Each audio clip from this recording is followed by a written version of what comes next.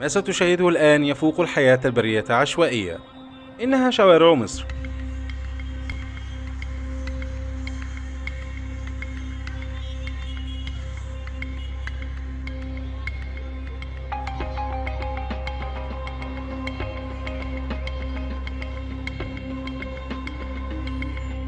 بدأت القصة حين ظهرت هذه الآلة العجيبة التي تشبه عربة الأطفال الضخمة لتصبح الحل السحري في عالم المواصلات الذي يعبر الأزقة والشوارع الضيقة.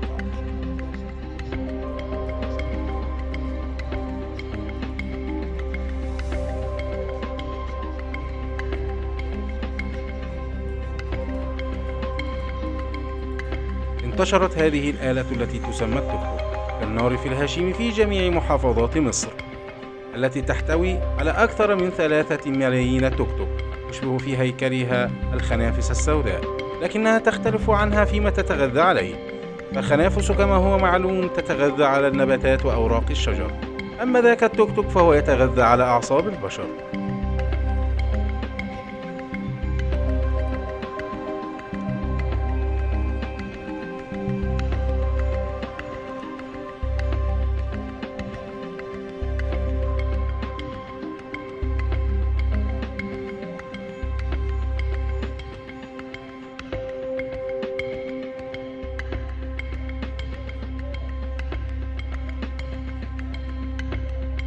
يتميز التوك توك بشكله الفريد، وهو ب3 عجلات، واحدة أمامية و2 خلفيتان، كما أنه يحتوي على كرسي صغير في الأمام للسائق وكنبات في الخلف تسع لفردين أو ربما 3 محشورين جنب بعض، ومغطى بجلد أسود جعله أشبه بالخنفساء.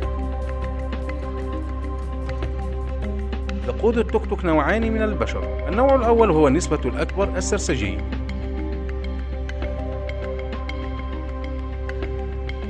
كائن بهومي فاقد للإحساس لا يشغله إلا أن ينهي دورة عمله ليقسم أجره على الطعام والمخدرات. يقود السرسجي التوك توك دون أن يعير انتباه لمن حوله، البشر والدواب والسيارات، حتى وصل به الأمر لتجاهل ضابط المرور ودوريات الشرطة، مستغلا حجمه الصغير الذي يساعده على الهروب في الشوارع الضيقة.